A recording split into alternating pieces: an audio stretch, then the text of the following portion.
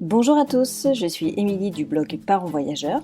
Chaque semaine, on va parler voyage en famille, mais aussi nous allons partir à la rencontre de certaines familles inspirantes. Alors installez-vous confortablement et bienvenue dans ce nouvel épisode. Bonjour les parents voyageurs, j'espère que vous allez bien. Alors dans ce nouvel épisode, j'ai le plaisir d'accueillir Clara. Alors Clara et sa famille ont décidé de partir au printemps prochain faire un tour d'Europe en van. Alors forcément, nous avons parlé de toute cette incertitude face à la pandémie à laquelle on fait face en ce moment. Nous avons parlé du coup de leur itinéraire, de leur préparation et aussi de pourquoi ils ont décidé de faire ce voyage maintenant. J'espère que ce nouvel épisode va vous plaire. Je vous souhaite une belle écoute.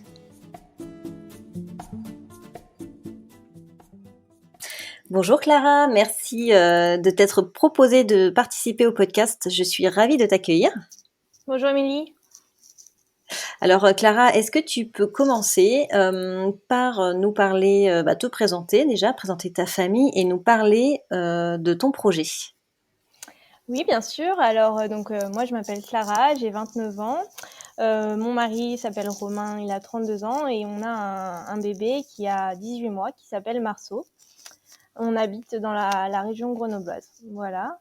On a un projet qui a émergé en fin d'année 2019 de partir faire un tour d'Europe en fourgon aménagé pour une durée de 6 mois.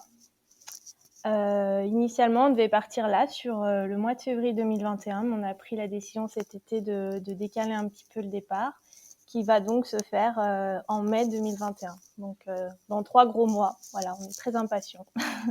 L'échéance approche. C'est Tu ça. partais dans 3 gros mois. Alors forcément, j'ai envie de dire, la première question qui me vient à l'esprit, évidemment, c'est le contexte sanitaire. On a déjà du mal, nous, à se projeter pour, on va dire, des petites vacances. Comment vous arrivez à vous projeter sur ce projet de tour d'Europe? Disons qu'en fait, on s'est mis, on s'est donné les moyens de mettre en œuvre ce projet, à savoir qu'on a quand même vendu notre logement. On a informé nos employeurs respectifs de ce voyage, donc on n'a plus trop le choix.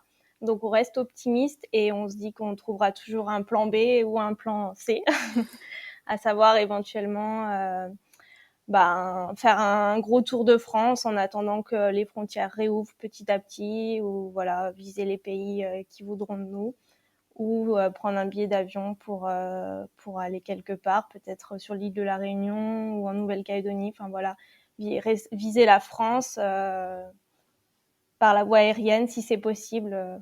C'est vraiment difficile de se rendre compte de ce qui sera possible ou pas mi-mai, mais voilà, on reste optimiste et puis on espère que l'Espagne voudra de nous, parce que l'Espagne c'est le pays qu'on vise en premier. Donc voilà. Mais donc du coup, vous avez déjà posé vos dates de congé sabbatique. Comment vous avez fait avec votre entreprise? Alors en fait, je suis juriste en droit du travail, donc j'ai cette chance de connaître un peu le droit du travail, et j'ai eu l'idée en fait de réaliser ce projet en posant un congé parental, parce que moi je suis rentrée de congé maternité en décembre 2019. Ça allait être compliqué de demander un congé sabbatique 1 an seulement après la reprise de mon travail. Sans faire un cours de droit, le congé parental, c'est quand même un super moyen de voyager quand on a un enfant de moins de 3 ans, parce que finalement, on peut le poser. Le délai de prévenance de son employeur, c'est 2 mois seulement en France.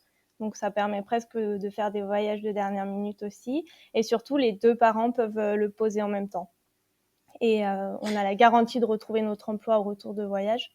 Donc, voilà, ça, c'est super. Et l'employeur, normalement, ne peut pas nous le refuser, contrairement au congé sabbatique. Donc voilà, tous les deux, Romain et moi, on réalise ce projet dans le cadre d'un congé parental. D'accord, mais du coup, légalement, t'as le droit de poser un congé parental pour partir en voyage ou vivre vivre à l'étranger pendant une certaine période? Oui, oui, complètement, parce que notre contrat, du coup, il est suspendu, on ne perçoit pas de salaire et on n'a pas non plus d'aide de la CAF. Voilà, il y a pas de problème pour partir voyager, parce qu'on va D'accord, mais aussi du coup, s'occuper de notre enfant. oui, oui, évidemment, enfin, vous partez tous les trois, mais du coup, t'as pas, quand tu es en congé maternité, enfin congé parental, pardon, tu perçois quand même une équivalence de salaire normalement, qui est effectivement Alors assez minime, mais tu as quand même une aide pour rester chez toi pour t'occuper de ton enfant? ouais, en fait, c'est les 6 premiers mois, après la naissance de ton enfant que tu perçois, une aide de la CAF quand tu es en congé parental, à temps complet, qui doit, je pense, être plus ou moins importante selon, les revenus et après, si tu reprends le travail, par exemple, à 80 tu as aussi une aide de la CAF qui te complète, mais pendant un certain temps. Moi, D'accord. en reprenant le travail, j'étais à 80 là, je percevais plus rien de la CAF et en fait, je transforme mon congé parental à 80 en congé parental total, pendant le temps du voyage. Mais j'aurais pas D'accord. d'aide de la CAF, donc voilà, vis-à-vis de l'administration française, on n'a pas de compte à rendre finalement. Mmh. Ouais, d'accord et du coup, je savais pas que c'était possible que les 2 parents puissent poser un congé parental chacun en tout cas. Simultané, ouais. Heu, C'est vrai que c'est pour ça que je l'ai précisé parce qu'effectivement, ça surprend tout le monde quand on le dit, le fait qu'on puisse partir, enfin poser les 2 le congé parental, il y a pas de souci vu qu'il y a pas d'aide de la CAF en fait, les 2 parents ont le droit, dans la limite des 3 ans de l'enfant, de poser un congé parental. Donc même le d'accord. papa, par exemple aux 2 ans de l'enfant, peut dire: «Je pose un congé de 6 mois», c'est tout à fait envisageable. Même si la maman, a déjà usé de son droit de congé parental après, par exemple, l'accouchement et a été en congé parental 1 an ou 2, c'est tout à fait possible. En tout cas, nous, c'est voilà, c'est ce qu'on fait et on n'a pas rencontré de difficultés. Donc, c'est sûr que pour nous, c'est vraiment un moyen de partir en étant rassuré sur le fait qu'on retrouve notre emploi après et ça permet vraiment de s'organiser, quoi. Mmh mh. Ouais, c'est effectivement vraiment une bonne manière.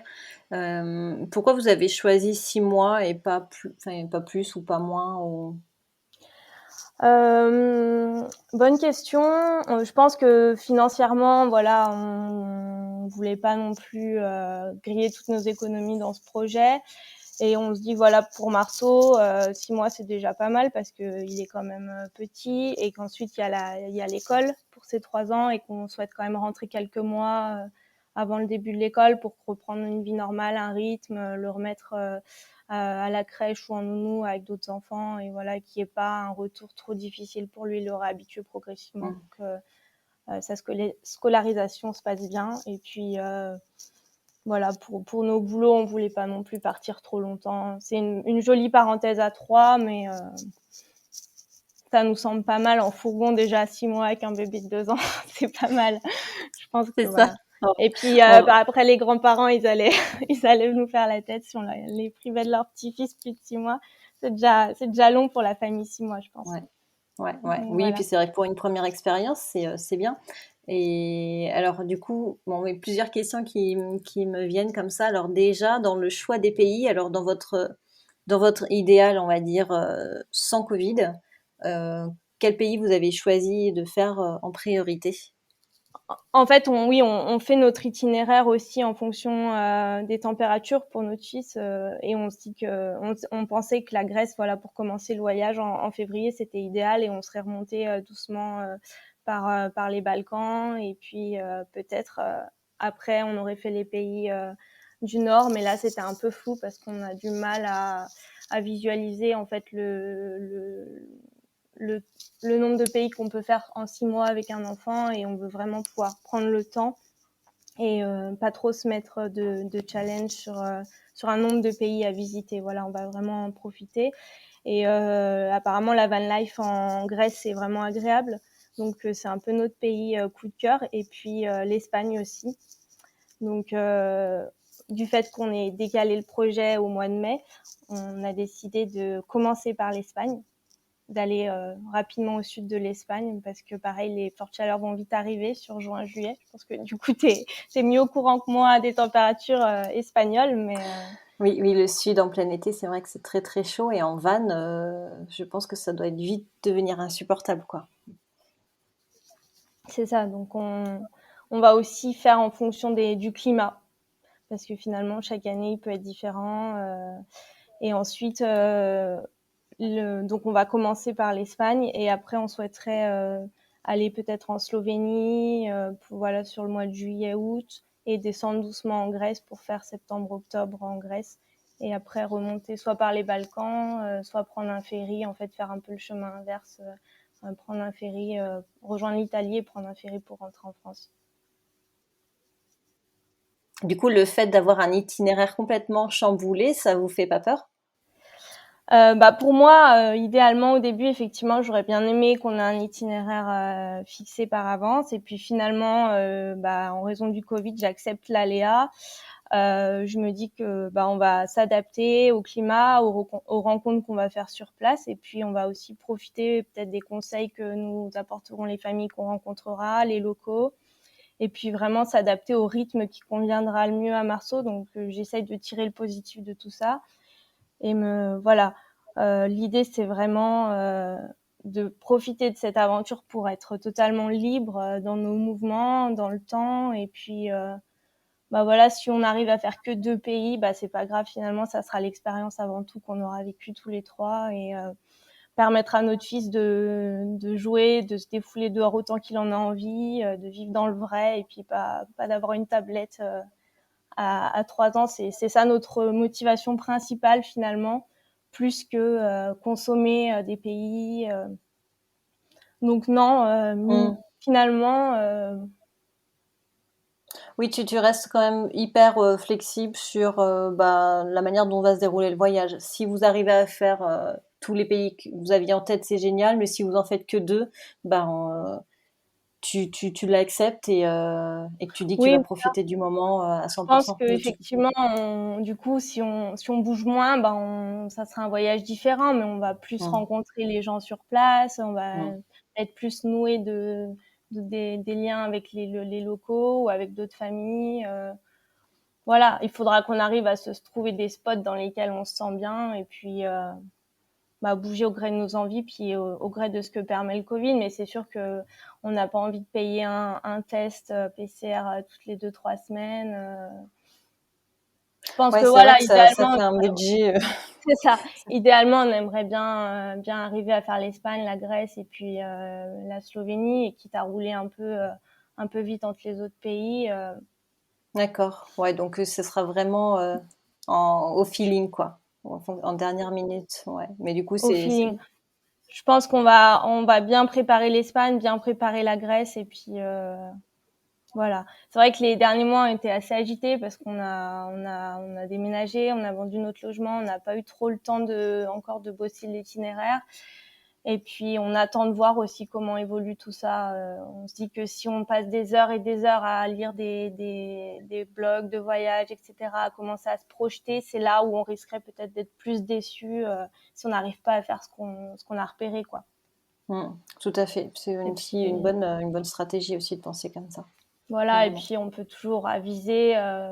On a pris l'habitude en fait déjà de voyager comme ça auparavant, donc effectivement avec un petit bout c'est bien d'être un peu plus organisé, mais on aura quand même du temps sur ses siestes pour aller sur internet, pour regarder un peu ce qu'il y a à faire dans la région dans laquelle on se trouve. Enfin, ça nous inquiète pas parce que c'est voilà, un voyage de 6 mois, ça permet quand même aussi de laisser place à l'improvisation. Mmh Et mh. puis on reste en Tout à fait. Europe aussi, hein. Faut aussi, enfin c'est aussi ce qu'on se dit, quoi. On part pas en Amérique du Sud, voilà, les gens parlent anglais, voire français. Enfin, on se débrouillera, quoi. Y a pas de souci. Mmh mh. Alors du coup, là, vous avez déjà acheté votre, van. Heu, alors, du coup, plusieurs questions par rapport à ça. Est-ce que, vous avez déjà pu tester, la van life, avant ou c'est la première fois? Ouais. Alors oui, effectivement, on a acheté notre van juste après le premier déconfinement, donc au mois de mai.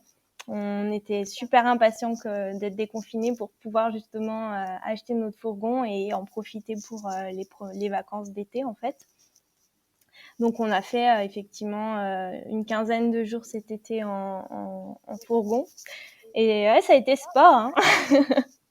Parce que notre fils avait 1 an seulement, il marchait pas et voilà, c'était intense, mais ça a été super et ça nous a conforté dans le fait qu'on se lançait, quoi. Effectivement, on avait quand même envie de tester la van life avant d'annoncer à nos employeurs et de signer officiellement ce courrier de congé parental pour voilà être sûr qu'on avait envie de se lancer dans cette aventure. Donc notre fourgon, on l'a acheté en mai, comme je te disais.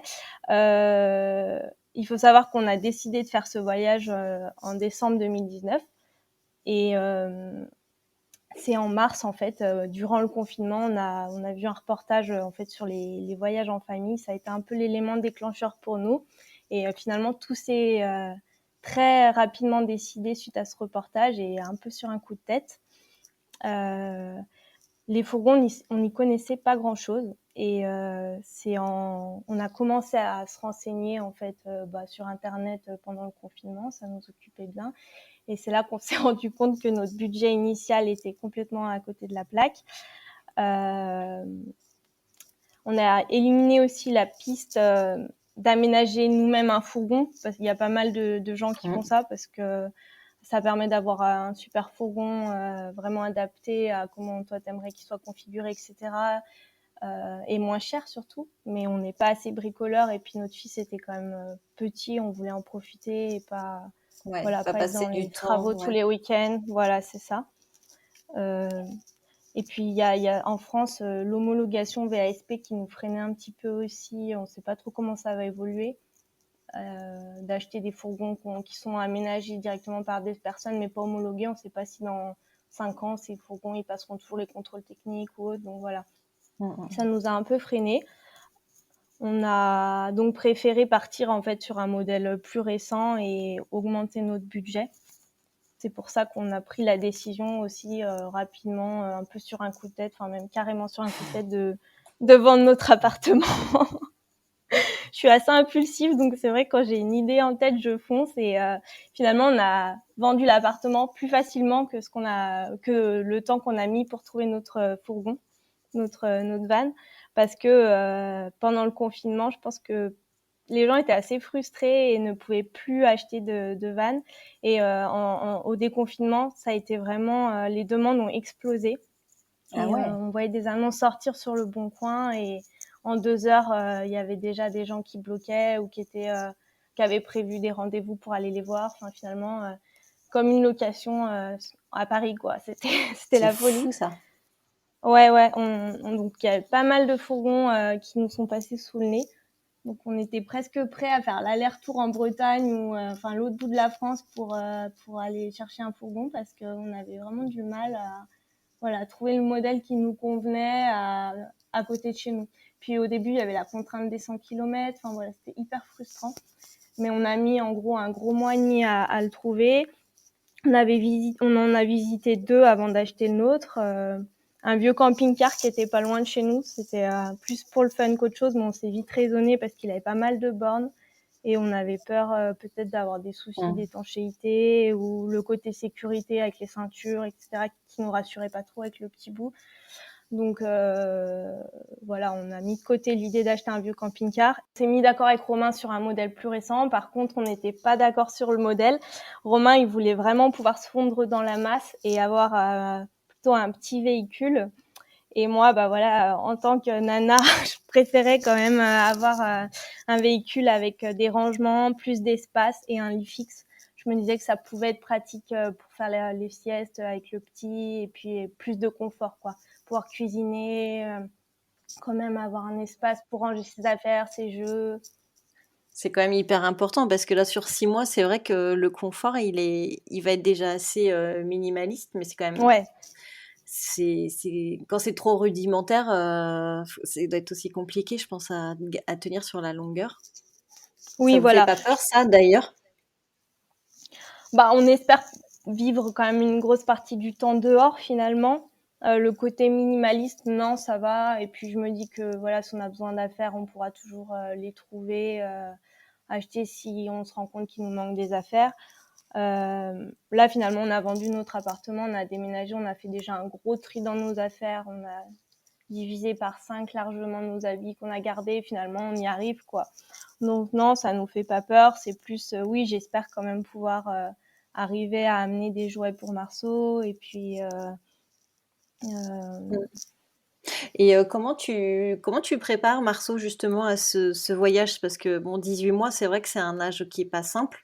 Ils comprennent les choses, mais dans la réalité, lui expliquer que tu pars, enfin que vous allez partir 6 mois, c'est complètement abstrait pour lui. Ouais. Comment vous gérez ça avec lui? Alors là, on sort du déménagement, donc c'est vrai qu'on était plus sur le déménagement, donc on voulait pas le perturber trop, même si finalement, c'est super bien passé le déménagement et il a pas été perturbé. Heu, je cherche là justement, je fais un appel aux familles, un petit bouquin, sur la van life, présenté pour un enfant. J'arrive pas à trouver, donc si quelqu'un a un conseil, d'un livre, ça serait super chouette. Sinon, bah, cet été, il a vraiment adoré. Il passait son temps au volant. Marceau adore les voitures. Il est tout le temps à dire broum broum. Donc, ça nous fait pas trop de soucis. Après, sur vraiment la vie au long terme, c'est vrai que c'est la grosse inconnue, hein. Je pense qu'il y aura plusieurs semaines d'adaptation. On l'a bien vu pendant les vacances. Rien que pour arriver à l'endormir le soir, c'était assez galère. Il était hyper excité. Voilà, c'est pas comme à la maison, il n'y a pas la chambre, le lit à barreaux, donc je pense qu'il va falloir qu'on fasse preuve de patience les premières semaines pour qu'on trouve notre rythme tous les trois. Mais je me dis que voilà, si on respecte son rythme, qu'on le fait jouer, qu'on l'emmène dans des parcs, qu'on essaye de trouver des familles avec des enfants, enfin qu'on fait des activités qui lui plaisent. Il a l'habitude de faire pas mal de rando avec nous déjà dans le porte-bébé. Je pense pas trop qu'il soit bouleversé. Après, je pourrais t'en dire plus dans quelques mois. On refait un podcast, ce serait intéressant d'ailleurs, post-voyage, pour que tu nous Voilà, ouais, racontes, du coup, ce qui est allé, ce qui était plus difficile et cetera. Parce que tout c'est à vrai fait. qu'aujourd'hui, tout est assez flou finalement. Donc de toute façon, il y a pas de raison que ça n'aille pas. Voilà, les enfants, d'une manière générale, s'adaptent bien tant qu'ils sont avec leurs parents et que les parents sont rassurants et bien, Mmh. bien. S'ils ressentent les enfants que leurs parents sont bien, il n'y a pas de raison qu'ils ne le soient pas. Mmh. Et puis, bah voilà, il y a quand même pas mal de familles qui le font. C'est possible et que c'est chouette. Et Tout à fait, tout à fait. Il y a quelques épisodes, justement à ce sujet des parents, qui sont partis avec des jeunes enfants, en tour du monde, que ça soit, sac à dos ou enfin ou en van ou en 4x4 ou en ouais, il y en a qui voilà, font quand à même tout bien, âge, bien plus, qui sont encore bien plus ambitieux que nous, c'est sûr. Et puis voilà, l'intérêt de partir 6 mois, c'est aussi qu'on a un budget qui peut nous permettre, si besoin, de se prendre quelques jours en Airbnb si on a envie d'avoir un peu plus d'espace, un peu plus de confort.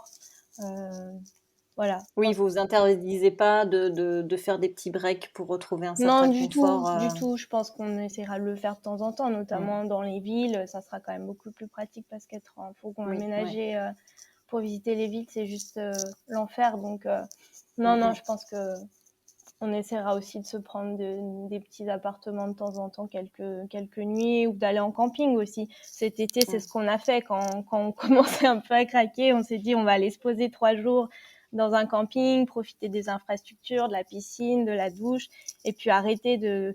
Ce qui est parfois un peu fatigant là en van life, c'est le fait de toujours voilà, remballer les affaires, ranger, devoir rechercher un spot pour dormir le soir. C'est du temps et c'est parfois aussi un peu fatigant. Donc, il mmh. faudra. C'est pour ça que je pense que de ne pas avoir trop de prétentions sur un nombre de pays à visiter, etc., ça nous permettra de voyager au rythme que l'on souhaite.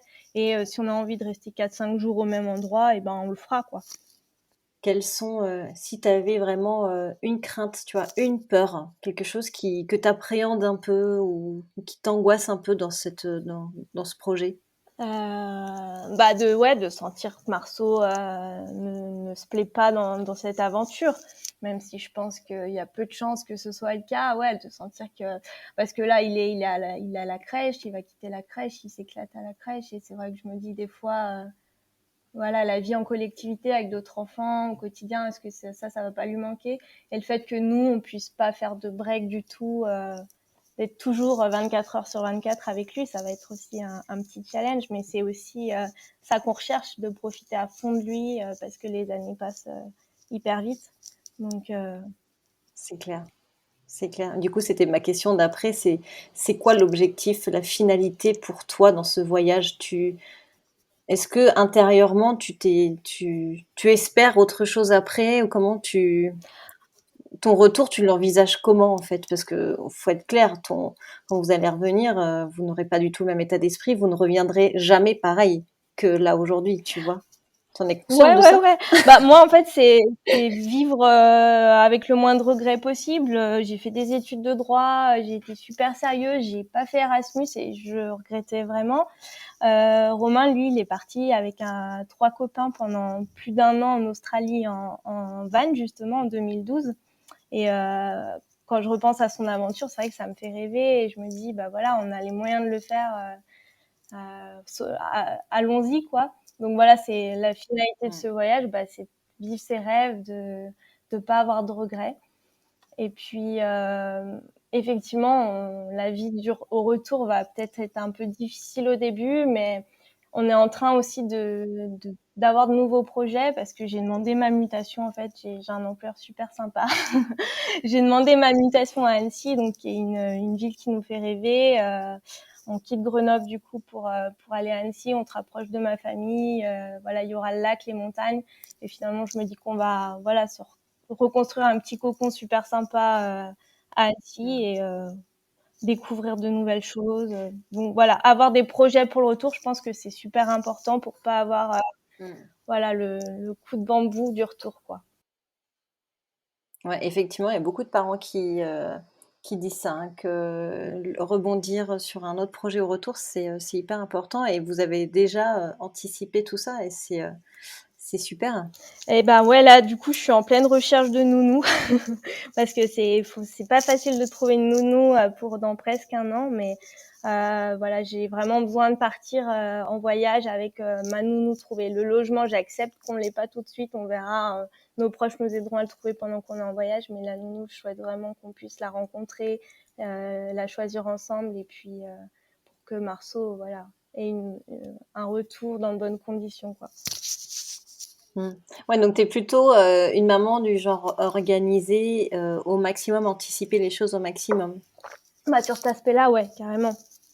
J'aurais du mal à faire des Skype avec une nounou 1 mois avant le retour. Je serais pas très sereine. Et sur cet aspect-là, je pense que ouais. Après, sur le voyage, non, là, je laisse plus place à l'aléa, mais je pense pour qu'on puisse profiter de cette aventure à fond, faut qu'on sache qu'au retour, bah voilà, on habitera donc vers Annecy et que notre fils ira à tel endroit et que voilà, on ait le moins de choses pénibles à gérer au retour, quoi. Donc Mmh. Ça, c'est une très bonne chose. Donc du coup, l'appartement dans lequel vous êtes là aujourd'hui, vous allez le lâcher au moment où vous allez partir, voilà, en c'est un fait? meublé qu'on loue pour 3 mois là depuis la semaine dernière, qu'on a trouvé sur Airbnb et qu'on lâche mi-mai. Quel conseil tu pourrais donner, aux parents qui, voilà, qui sont dans la même situation que toi, en tout cas que vous, qui ont envie de partir, mais qui n'osent pas? Donc tu es pas encore parti, mais bon, vous êtes quand même vous êtes, en phase de partir. Donc tu es à même de pouvoir déjà, commencer à donner ton conseil pour les autres parents qui souhaiteraient, se lancer. Et ben, pour toutes les familles qui ont survécu au mois de confinement, à l'école, à la maison, et ben je me dis que voilà, faut foncer, rattraper le temps de cette année un peu pourrie, se faire confiance, voilà. Je pense que c'est pas si difficile de franchir le cap. Enfin, en tout cas, une fois qu'on a pris la décision, tout s'organise finalement assez bien et les proches comprennent, sont plutôt tous enthousiastes pour nous, en tout cas de notre côté. Donc, c'est chouette de se sentir soutenu et compris dans ce projet.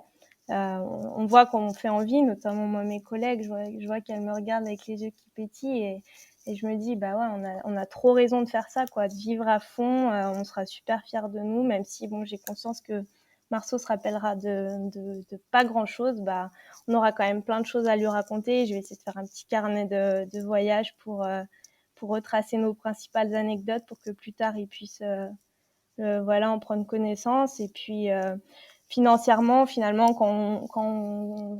on réfléchit, enfin, on approfondit tout ça, ça revient pas si cher, je pense, de partir 6 mois en Europe en fourgon. Voilà, c'est de l'investissement parce qu'il faut acheter le véhicule, mais le marché des fourgons aménagés est quand même bien tendu, donc j'espère que nous, on arrivera à le revendre facilement, sans perdre trop de sous. Et finalement, après, on vit principalement dans la nature, donc on dépense pas tant, hormis la nourriture et bien sûr l'essence, qui est un poste de dépense assez élevé, mais après, on va pas aller au resto tous les jours. Enfin, voilà, c'est pas un rêve inaccessible à mon sens. Il faut juste, faire preuve de courage pour se lancer. Et puis après, c'est un petit peu d'organisation vis-à-vis des moyens de garde du retour, de l'appartement ou de la maison quand on est propriétaire. Mais tout se fait. Voilà, il faut se lancer et rester soudé. Et voilà. Juste une question en fait concernant le budget. Est-ce qu'aujourd'hui, tu es capable de nous donner une estimation de budget en 6 mois en van en Europe? Est-ce que tu pourrais nous donner une tranche de budget à peu près, hors achat de fourgon? Oui, bien sûr. Alors effectivement, j'ai fait un peu un sondage avec des familles voyageuses et on estime à environ 1 500 € par mois, peut-être un peu plus certains mois, mais je pense que c'est une moyenne plutôt haute, 1 500 €. J'ai pas mal eu de retours sinon de couples qui étaient à moins de 1 000 €. Donc là, je pense qu'effectivement, ils radinaient peut-être un peu sur les légumes et la viande, mais je pense que 1 500 € par mois, ça me semble un budget très correct pour vivre Ouais, correctement. d'accord. Avec donc les repas et l'essence? Oui. D'accord. Oui, donc ce qui est un tarif qui est quand même ultra raisonnable, parce que bon, l'Europe, c'est quand même pas, c'est pas une destination peu chère. Bon, ça dépendra des pays aussi, je Oui, suppose, voilà, mais sans faire la Norvège, la Suède, parce que là, je pense que c'était plus autour de 2 500 par mois. Mais si d'accord. tu vises les pays du Sud, la Grèce, la Croatie, etc., plus autour Ouais, de 1 500 € par mois. d'accord. Oui, c'est intéressant. Tu vois, j'avais aucune idée du tarif, donc c'est toujours intéressant. Eh ben, écoute, merci beaucoup Clara pour ton intervention. C'était hyper intéressant. Alors forcément, on a envie de vous souhaiter beaucoup, beaucoup, beaucoup d'ondes positives pour ce Merci Émilie, départ. c'est gentil, merci beaucoup. Merci à toi. Et puis, bah, tu viendras nous raconter ton voyage au retour, hein. Je compte sur toi. Avec grand plaisir, ouais. J'aurai plein d'anecdotes et puis je Tu pourras du coup pourrais partager aux autres parents qui sont dans les mêmes interrogations que toi, du coup. tout à fait. Et j'espère en avoir convaincu certains de se lancer. Voilà. Bah, j'espère aussi. Merci beaucoup, Clara. Je te souhaite un très bon voyage. Et puis à très vite. Merci Émilie, au revoir. J'espère que cet épisode vous a plu. En tout cas, si c'est le cas, n'hésitez pas à laisser un commentaire ou à le partager à votre entourage. Ça me permet de gagner en visibilité et de faire découvrir le podcast à un plus grand nombre de parents voyageurs. Sur ce, je vous souhaite une très très belle semaine et je vous dis à mercredi dans 15 jours pour un nouvel épisode. Ciao ciao!